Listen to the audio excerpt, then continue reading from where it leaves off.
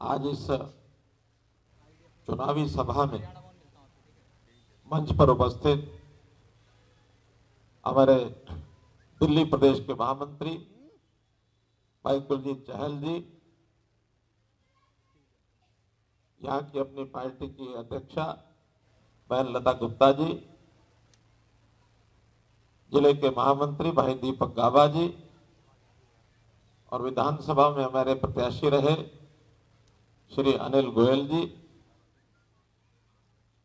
और यहाँ जिन 3 वार्डों के आज प्रतिनिधि प्रत्याशी इस नाते से आए हैं और यहाँ के सब लोग जो प्रत्याशी को जिताने के लिए आज हमारे सामने बैठे हैं, ऐसे कृष्णा नगर से श्री संदीप कपूर जी, गीता कॉलोनी से बहन नीमा भगत जी, जगतपुरी से राजू सचदेवा जी, रोहतक वाले, हमें रोहतक वाले खास तौर पर क्यों कह रहा हूं भला, सबको ध्यान में आ गया होगा, तो इसलिए ये रोहतकी बड़े कोतकी होते हैं लेकिन दमदार होते हैं, तो इसलिए बहुत एक दमदार हमारे राजू सचदेवा जी, यहाँ के मंडल अध्यक्ष पुष्प बिंद्रा जी, उपस्थित इस क्षेत्र के इलाके के जागरूक नागरिक भाइयों बहनों, पत्रकार छायाकार मित्रों, जैसा मैंने बताया कि चुनावी ये सभा है और चुनावी सभा जब होती है तो एक जागरूक नागरिक सब तरह की बातें सुनता है। कोई भी जो प्रत्याशी आता है वो अपनी बात अच्छी कहेगा, उनके जो नेता आएंगे वो भी अपनी अच्छी बात कहेंगे, विरोधी पक्ष के लोग आएंगे वो अपनी बात कहेंगे, और ये जो 8-10 दिन का चुनाव का एक दौर होता है, सबकी बातें सुननी होती है। एक समय था जब 40-42 दिन ये चुनाव चलता था, लेकिन अब युग बदल गया है, तो 12-14 दिन में सब चुनाव होता है। अपनी अपनी बात कहने के बाद भी मैं आपको इसलिए बात कह रहा हूं कि आखिर सबकी बातें सुनने के बाद ये मतदाता को निर्णय करना होता है कि ठीक आदमी कौन है, गलत कौन है, ठीक व्यवस्था किसकी है, गलत किसकी है, जनता के हित में, प्रदेश के हित में, देश के हित में कौन सा विचार ठीक है, कौन सा गलत है। इन सब बातों का विचार अंत में आप लोग करना, और निश्चित तिथि कब है चुनाव? 4 दिसंबर को। उस दिन ये आपकी परीक्षा, आपकी भी परीक्षा, प्रत्याशियों की भी परीक्षा, पार्टियों की भी परीक्षा, सबकी परीक्षा है। तो हम उस दिन किस प्रकार से आगे बढ़ते हैं ये अपना विचार करना पड़ेगा। अब हम सारे देश को देखते हैं, पिछले 8 साल में जब से नरेंद्र मोदी जी की सरकार आई है, ये देश दुनिया का सिरमौर देश बनने जा रहा है, सबसे आगे बढ़ रहा है। दुनिया में बहुत चीजें नई नई कर दी हमने कि आज देश की जनता याद करती है। दुनिया के बहुत से देश कहते हैं कि भारत देश का नेतृत्व ये दुनिया को कुछ बताएगा, दिखाएगा, सिखाएगा। शांति पैदा करने के लिए भारत देश की विचारधारा दुनिया में श्रेष्ठ विचारधारा बनने जा रही है। और अगर उसके बाद नीचे उतरते हैं प्रदेशों में, देश भर में अधिकांश प्रांतों में भारतीय जनता पार्टी इस समय अच्छा शासन दे रही है। और एक बार जब शुरू होते हैं हम, तो लगातार केवल 5 साल नहीं, 10 साल, 15 साल, 20-20 साल तक के शासन ये भारतीय जनता पार्टी ने दिए। लेकिन अगर मैं बात दिल्ली की करूं, पता नहीं कौन सा वो लम्हा था, यहां पर अन्ना हजारे जी आए थे एक बीमारी को, बुराई को दूर करने के लिए। अब वो कोई राजनीतिक आदमी नहीं थे, उन्होंने अच्छी बातों के लिए आगे बढ़ने का काम किया। इस दिल्ली सरकार के भ्रष्टाचार के खिलाफ आवाजें उन्होंने उठाई, लेकिन उनको नहीं पता था कि मेरे इस अच्छी बात को, अच्छे उद्देश्य का फल कोई और ही ले जाएगा। कहावत है कि आकाश से गिरा खजूरों में अटका, तो ऐसी जगह अटक गया यहां का मामला कि जिस भ्रष्टाचार को समाप्त करने की बात कही थी वो भ्रष्टाचार पहले से ज्यादा बढ़कर के दिल्ली में शुरू हो गया, दिल्ली शासन में। दिल्ली की सरकार अरविंद केजरीवाल ने भ्रष्टाचार की सब सीमाएं तोड़ दी हैं। उनके मंत्री हों, उनके विधायक हों, जेलों में पड़े हैं और वहां भी बैठे बैठे सारे संदेश सरकार के वहां से चला रहे हैं। नहीं, लोकलाज भी नहीं है।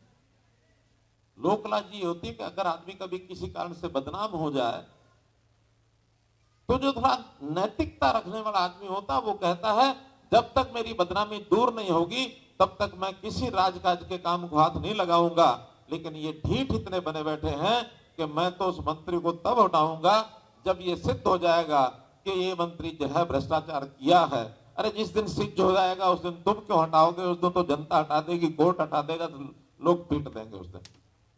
नैतिकता ये कहती है कि एक बार आरोपित हुआ व्यक्ति तो आज ही छोड़ना चाहिए। हमारे भारतीय जनता पार्टी के बड़े नेता, उनके ऊपर एक झूठा आरोप लगाया गया था। आपको पता है कि केवल एक डायरी में नाम लिखा गया था आदरणीय अडवाणी जी को। अडवाणी जी ने उसी दिन सब पद त्याग दिए थे, पार्टी के, सरकार के सब। और जब तक इसमें से मैं साफ सुथरा होकर निकलता नहीं हूं तब तक सक्रिय राजनीति में भाग नहीं लूंगा, ये उन्होंने संकल्प किया था। और अंतोगतवा झूठे आरोप, उनसे वो बरी हुए, उसके बाद जाकर के सक्रिय राजनीति में आए थे। तो राजनीतिक आदमी का भी एक इखलाक होता है, एक सिद्धांत होता है, लेकिन इन्होंने सब सिद्धांतों को तोड़ दिया। नए नए घोटाले रोजाना आ रहे हैं। स्कूलों के घोटाले, बिजली के घोटाले, पानी के घोटाले, तरह तरह के। अभी 4 दिन पहले मुझे पता लगा, 4 दिन का 2 ही दिन हुए हैं कि 1300 करोड़ रुपए स्कूल के कमरे बनवाने में खा गए। 1300 करोड़ रुपए। शर्म आनी चाहिए, शर्म आनी चाहिए उनको। और हम पड़ोस में ही हैं, हरियाणा के नाते। आप लोगों में से बहुत लोग हरियाणा से जुड़े हुए लोग होंगे, हरियाणा की सरकार को नजदीक से सुनते होंगे। कौन कौन है जिनका हरियाणा से संबंध है? जरा हाथ खड़ा करें। आधे लोग ऐसे हैं जो हरियाणा से संबंधित हैं। सबको जानकारी है इस बात की कि कहीं कोई भ्रष्टाचारी मिल जाए, चाहे कोई नजदीकी हो, दूर का हो, आधी रात पकड़ के ले आते हैं, विजिलेंस छापा मारती है और उसको उठा के अंदर कर देते हैं। किसी प्रकार का भ्रष्टाचार नहीं चलने देते। हमारे यहाँ नौकरियों में, कांग्रेस के टाइम पर नौकरियों में भर्तियां, नौकरियों में भ्रष्टाचार, बदलियों में भ्रष्टाचार, सीएलयू में भ्रष्टाचार। वहां एक कहावत हो गई थी कि हरियाणा में कांग्रेस के समय कि बीबीसी की सरकार है। बीबीसी मतलब बदलियां, भर्तियां और सीएलयू, और उसी में सारा करप्शन। आज बिना खर्चे के, बिना पर्ची के और नौकरी मिलती है। 1 लाख नौकरी हमने 8 साल में, जिसको एक भी पैसा नहीं देना पड़ा, एक भी सिफारिश नहीं लगानी पड़ी। गरीब गरीब लोगों के घरों में जाकर के अब पूछते हैं तो लोग कहते हैं नौकरी लग गई। आज एक सज्जन मुझे मिले कि मेरे 2 बेटे जो हैं वो दोनों, यानी कोई उनको भरोसा नहीं था कि नौकरी लग जाएगी। दोनों को नौकरी एक साथ लगी है और पहली बार नौकरी में लगी है परिवार में। बल्कि हम तो एक से एक हमने नियम बनाया कि जिस परिवार में एक भी नौकरी नहीं है, आज तक नहीं लगी, अभी नहीं है, उन परिवार के नौजवानों को 5% नंबर अलग देंगे ताकि उसको नौकरी पहले मिले।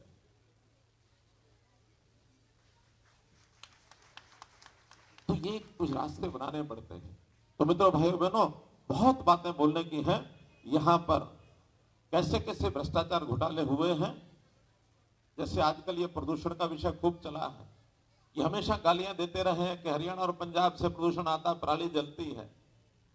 अरे भाई, उस समय तो पंजाब में आप नहीं राज कर रहे थे, अब तो आप पंजाब में राज कर रहे हैं। आज सैटेलाइट बताता है कि हरियाणा में कोई पराली नहीं जलती। पंजाब जो है लाल रंग का पूरा नक्शा उनका बनता है कि पंजाब में सारी पराली आज भी प्रदूषण करती है। आज क्यों नहीं रोक सकते उसको? और इन्होंने एक ड्रामा किया। यहाँ पूसा इंस्टीट्यूट है, यहाँ पर वहां इन्होंने कहा कि एक दवाई बनी है जो अगर छिड़क दी जाए खेतों में तो पराली अपने आप खत्म हो जाएगी।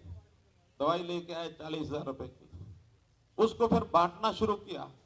23 लाख रुपए उसके बांटने में लगा दिए। 40,000 की दवाई, 23,000 बांटने में। और फिर यहां तक रुक जाते तो कोई बात नहीं।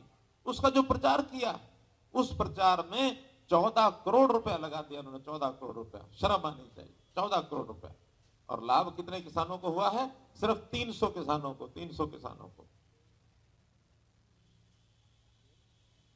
तो इसलिए मित्रों, भ्रष्टाचार की सीमाएं तोड़ दी इन्होंने। और ये जो संकट पानी का है यहाँ का, ये हमेशा जब भी पानी, ये ठीक है दिल्ली की आबादी बढ़ रही है, प्रेशर बढ़ रहा है, पानी मिलना ही चाहिए, लेकिन जरा भी कोई समस्या थी, क्या कहते हैं, हरियाणा ने पानी नहीं दिया। हरियाणा ने 750 क्यूसेक पानी देना होता है, हमने आज 1019 क्यूसेक, 250 क्यूसेक से ऊपर पानी हम आज भी ज्यादा दे रहे हैं। क्यों दे रहे हैं? कि दिल्ली की जनता भी आखिर हमारी अपनी जनता है, पानी की जरूरत हो कि हम देंगे। लेकिन कभी कभी हरियाणा का भी संकट होता है, हम कहते हैं भैया आज हरियाणा का संकट है तो पानी जरा और प्रदेशों से मांग लो। पहले तो ये कहते थे कि भाई और प्रदेशों से मैं कैसे मांगू, पड़ोस में तो हरियाणा ही है। और हम कहते हैं हमारी लड़ाई पंजाब के साथ है, पंजाब हमको पानी नहीं देता। आज तो पंजाब भी आपके पास है, तो पंजाब से पानी हमको दोगे, हम भरपूर मात्रा में दिल्ली को और ज्यादा देंगे। ये काम तो करके दिखा दो। उस काम को भी कर नहीं रहे, वहां भी राजनीति कर रहे हैं। एसवाइल का सिलसिला 12-14 साल से कोर्ट में हम जीत चुके हैं। जीतने के बाद भी वो नहर खोदने के लिए परमिशन नहीं दे रहे। तो वो एक प्रकार से देखा जाए पंजाब का हित करते हैं कि नहीं करते हैं, लेकिन दिल्ली से दुश्मनी जरूर उनकी निकलती है कि दिल्ली में कहीं ज्यादा पानी ना पहुंच जाए। हम तो कैरियर हैं, उधर से लेके इधर देने वाले हैं, अपने हिस्से से भी कुछ दे देंगे, लेकिन हरियाणा पंजाब का पानी हमको हरियाणा को दिलाओ तो सही। तो ये दोगली राजनीति करने वाला ये व्यक्ति, किसी तरीके से भी इसका कोई सिस्टम नहीं है। जबकि हम, चाहे हमारे पहले या कारपोरेशन थे, 3 नगर निगम जो थे, अब ये 3 नगर निगम की कहानी बड़ी आपको पता ही होगा कि शीला दीक्षित ने 1 नगर निगम को 3 नगर निगम किए थे। मालूम नहीं क्या स्वार्थ था, मालूम नहीं। लेकिन हमारे केंद्र सरकार ने आकर के कहा कि नहीं, दिल्ली का एक ही नगर निगम होना चाहिए। और अब ये जो नगर निगम की ताकत है, ये दिल्ली सरकार से कम नहीं होगी, उसके बराबर की एक सरकार होगी कि अब कोई गलत काम करेंगे तो नगर निगम भी पकड़ करके और निकाल लेगा जहां से निकालना है। केंद्र इनको पैसे देता सरकारों को कि आप आगे नगर निगमों को पैसे दो। इस क्षेत्र के भी 3,000 करोड़ रुपया पिछले नगर निगम का आज भी दिल्ली सरकार की तरफ बकाया है। अगर वो 3,000 करोड़ रुपया इस इलाके को नगर निगम को देते तो हर एक पार्षद अच्छा काम पहले भी करा सकता था। यार 3,000 करोड़ रुपया पिछला आज भी रुका हुआ है। और अगर तीनों नगर निगमों का इतना ही होगा तो लगभग 10,000 करोड़ रुपया होगा जो केंद्र ने इनको दिया दिल्ली सरकार को। दिल्ली सरकार ने नगर निगमों को नहीं दिया। तो ये सौतेला व्यवहार करने वाली ये सरकार, आज आपको संभलना होगा।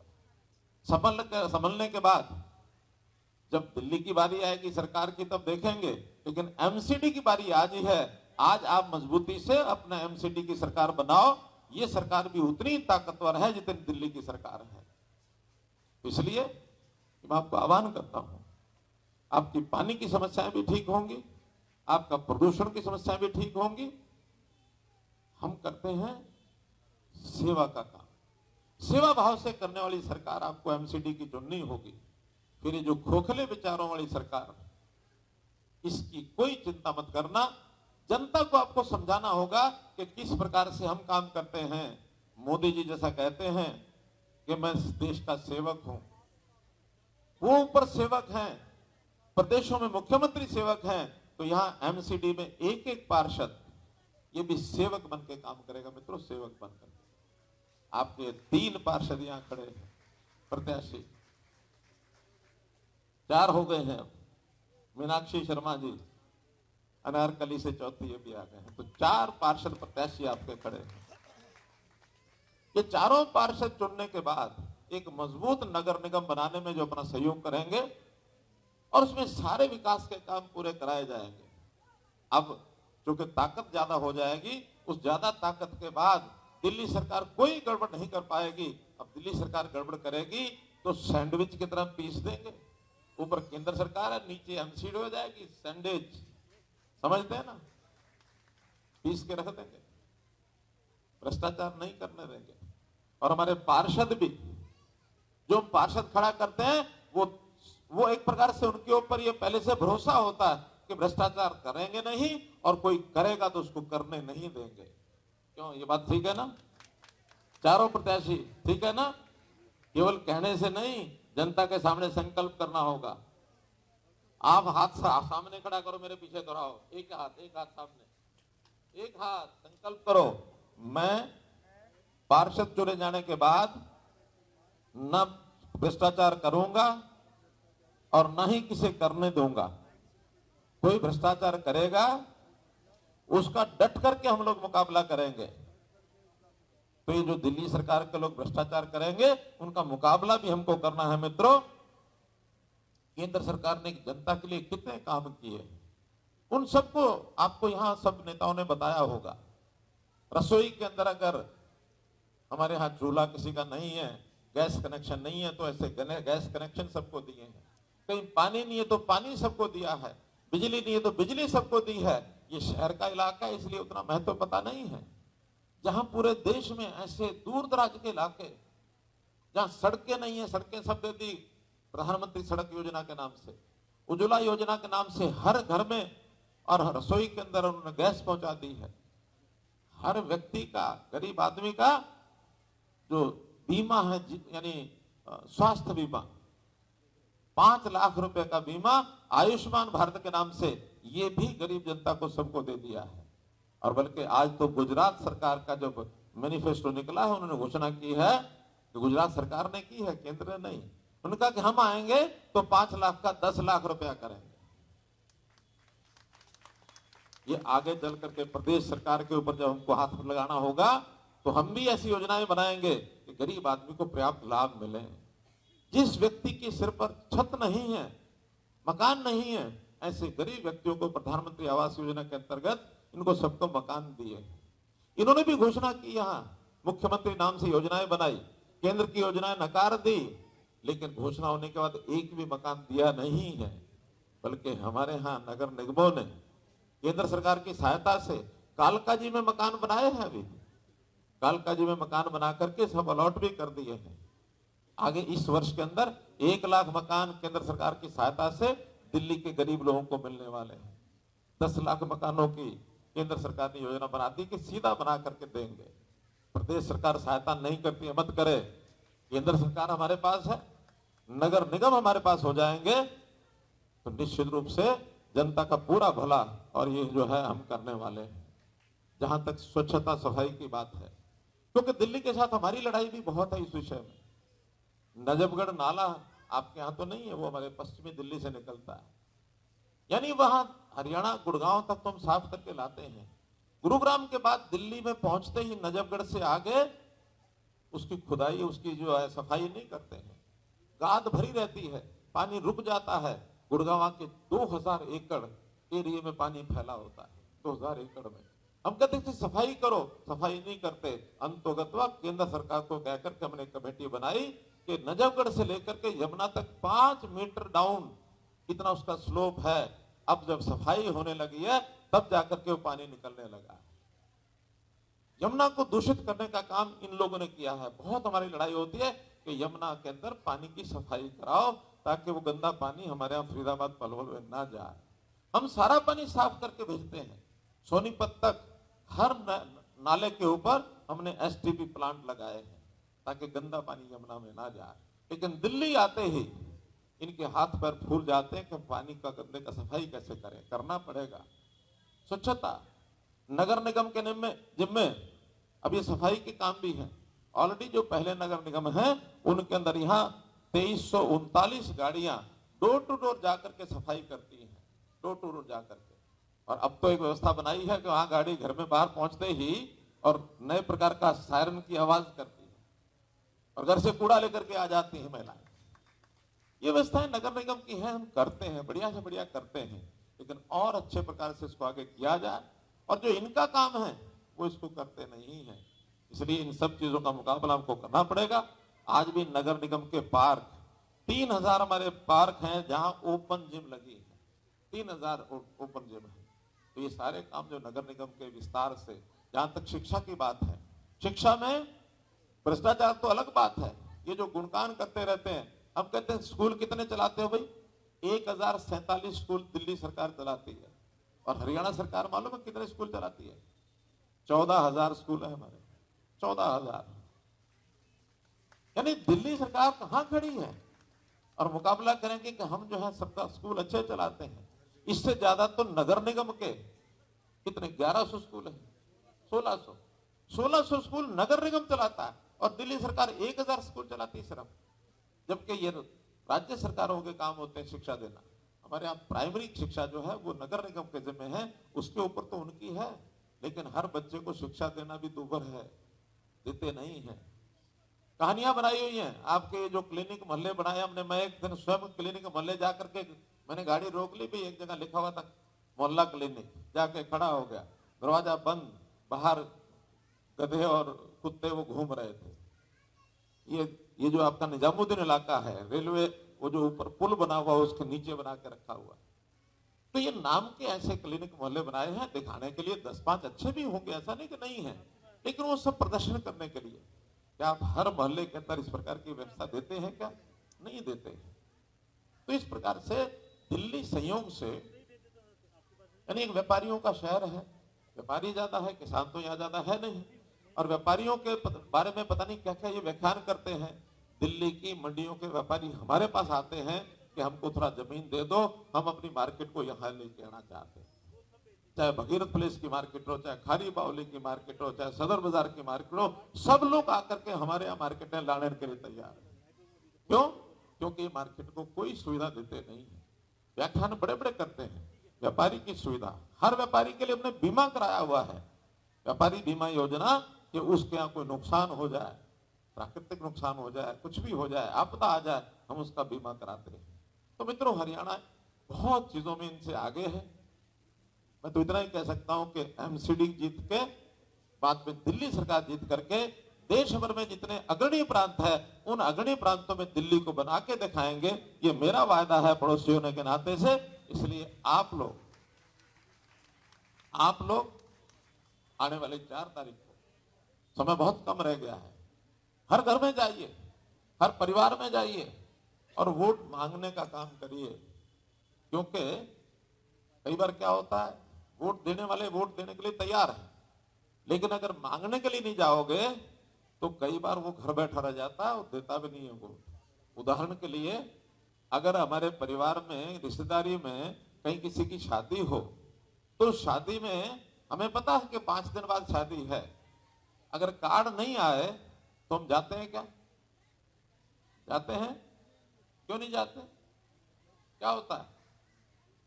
अगर कार्ड नहीं आया, शादी तो है, रिश्तेदार भी है, तो क्यों नहीं जाते हैं? चले जाएंगे तो क्या होगा? बोलो, अनादर होगा, अनादर होगा, अपमान होगा। कभी कभी वोटर के मन में भी ये आता है कि वोट तो मैं देना चाहता हूं, लेकिन किसी ने आके मांगा ही नहीं वोट, तो मैं वोट नहीं दूंगा। क्योंकि मन में विचार आता है कि अभी से ये हाल है, ये वोट मांगते ही नहीं है, तो आगे चल के क्या करेंगे? तो इसलिए वोट मांगने जरूर जाना है। बहुत असर होता है। अपने यहाँ तो जाना ही जाना, अपने लोग हैं, जो हमारे विपक्ष के विरोधी लोग हैं, उनके यहाँ भी जाना है। उनको जब तक अपनी बात बताएंगे नहीं, तब तक उसको भी पता नहीं लगता कि कौन क्या है। हम अपने वोटों के साथ साथ यदि इस प्रतिशत को नहीं बढ़ाएंगे, क्योंकि एक विषय, ये पार्टियों का जब मल्टीपल इस प्रकार का मुकाबला होता है, त्रिकोणीय मुकाबला होता है, चतुर्कोणीय होता है, तो थोड़े वोट से काम चलता है। लेकिन जब सीधा मुकाबला हो जाए तो वोट अपने को बढ़ाने होते हैं। तो वोट बढ़ाने के लिए विपक्षी पार्टियों के वोट भी अपने साथ कैसे आए, इसका जरूर विचार करो। एक छोटी कहानी सुना के अपनी बात खत्म करूंगा मैं। हम जानते होंगे, दिल्ली के लोग, एक बहुत बड़े नेता श्री सिकंदर बख्त हुए हैं। सिकंदर बख्त जो हैं भारतीय जनता पार्टी के राष्ट्रीय उपाध्यक्ष भी हुए, लेकिन बहुत साल पहले, लगभग 50 साल पहले, वो कांग्रेस के नेता होते थे। जब कभी अपना दीपक का निशान जनसंघ की पार्टी थी, उस समय की बात बता रहा हूं, लगभग यानी 60 साल पहले की बात कह सकते हैं। दिल्ली में ही रहते थे किसी मोहल्ले में, तो एक चुनाव आया। उस चुनाव में एक कार्यकर्ता जनसंघ का उस गली में ही था जिसमें उनका घर था। रामू उसका नाम था। पार्टी ने कहा कि हर घर में वोट मांग के आना। 6 हफ्ते थे चुनाव में बाकी, वो रामू हर हफ्ते जाना शुरू कर दिया। पहले हफ्ते गया, दरवाजा खटखटाया, अंदर से माताजी निकल के आए। माताजी सिकंदर वक्त नहीं, वो तो अपने काम में गया है, पार्टी के काम में, क्योंकि कांग्रेस का काम वो करते थे।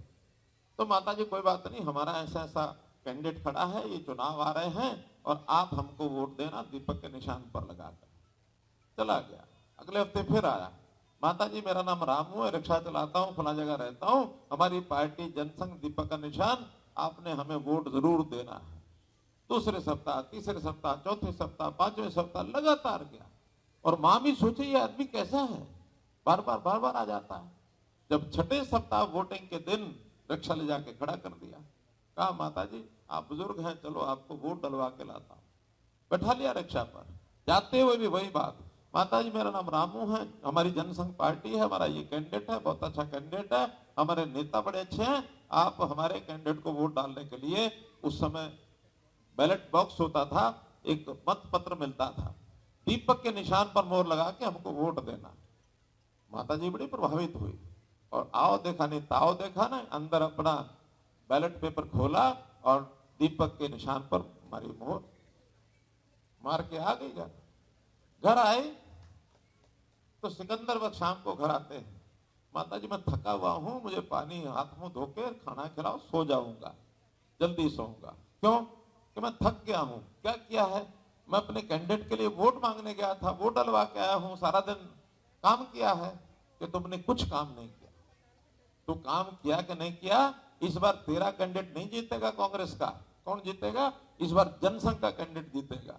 उनका मां तू क्यों रही है ऐसा कह रही है? इसलिए कह रही हूं कि मैं सिकंदर बख्त की मां, मैं खुद दीपक पर निशान मोहर लगा के आई हूं और दीपक के ऊपर वोट दे के आई हूं। अब सिकंदर वक्त हैरान हो गए, कैसे कैसे हो गया? तब मां ने बताया कि यहाँ एक रामू नाम का उनका कार्यकर्ता रहता, मेरे पास 6 बार वोट मांगने के लिए आया और तूने एक बार भी वोट नहीं मांगा मेरे से। तो भाइयों, वोट लेने के लिए सबसे पहले अपने घर से शुरू करना। कहीं ऐसा ना हो घर वालों से वोट हम नहीं मांगे और कोई और ही आके, ठीक है ना? तो अपने घर में वोट मांगना, पड़ोसियों के मांगना, गली मोहल्ले में सबसे मांगना। दिन भले ही आज 6 बचे हैं, 7 बचे हैं, तो इन 7 दिनों में हर व्यक्ति से वोट मांगना है। तो आप कहेंगे कि उनसे तो वोट मांगने जाएंगे, हमसे कौन वोट मांगा ही नहीं किसी ने। मैं आज इसी काम के लिए आया हूं और मैं आज आपसे निवेदन करता हूं, वोट मांगता हूं कि इन प्रत्याशियों को जिताने के लिए कमल के निशान वाला बटन दबा करके और ज्यादा से ज्यादा मतों से उस दिन जो है सुबह सुबह लाइन में लग जाना। क्योंकि एक और भी विषय ध्यान रखना, हमारे इलाके में भी 20% वोट ऐसे होंगे जो किसी के पक्के वोट नहीं है। वो आखिरी दिन तक इंतजार करते हैं, क्या कि जो पार्टी जीतेगी उसी को देंगे। अब अभी तो वोट हुआ नहीं, अभी गिनती हुई नहीं, कैसे पता लगेगा कौन जीतेगा? इसका भी फार्मूला है कि सुबह सुबह सबसे पहले अपने जो वोटर हैं उन सबको लाइन में लगा के और वहां चर्चा होनी चाहिए, भाई आज तो जो है हमारे मोहल्ले का, हमारे बूथ में सबसे ज्यादा कमल के फूल का निशान वाले लोग थे, कमल वाला जीतेगा। ये माहौल अगर बना दोगे तो फिर दोपहर तक जो घर में बैठे हैं, दोपहर बाद वोट करने आते हैं, उन तक भी खबर पहुंच जाएगी, भाई इस बार तो जो है ना कमल वाले जीत रहे हैं। और कमल वाले जीत रहे हैं तो वो भी आके वोट कमल को ही डालेंगे। इसलिए उनका जो धर्म है कि जीतने वालों को जिताओ, हारने वाले को हराओ, इस धर्म को पूरा करने के लिए उनको ही मौका दे दो। तो इसलिए आप सुबह सुबह जल्दी से तैयार होकर एक ही नारा, क्या कि पहले मतदान फिर जलपान, पहले मतदान, जोर से बोलो भाई, पहले मतदान। हाँ, और संयोग से अगर किसी के परिवार में 3 तारीख को शादी हो बेटी की, तो कई बार रात को शादी होती है, सुबह सुबह बेटी का कन्यादान करते हैं ना, तो उस बेटी का वोट भी यही बना हुआ है, क्योंकि अगर कन्यादान कर दिया बिना वोट डाले तो वो बेटी तो आगे जाएगी, वहां उसका वोट ही नहीं है ना। तो इसलिए उसका भी पहले कन्यादान, पहले मतदान फिर कन्यादान, पहले मतदान फिर कन्यादान, राष्ट्रीय धर्म उसका भी निभवा दो। इसलिए इस एक एक वोट की बहुत बड़ी कीमत है। आप लोग ज्यादा वोट डालें और उस दिन 4 तारीख को सुबह सुबह मशीनें भी हमारी, वो भी कमल कमल कमल देख करके उनको भी हैरानी हो जाए, इतने कमल एक साथ। ठीक है, आपका बहुत बहुत आभार। आप चारों हमारे प्रत्याशियों को अधिक से अधिक वोट दे करके और आप जिताएं, यही आपसे निवेदन। धन्यवाद।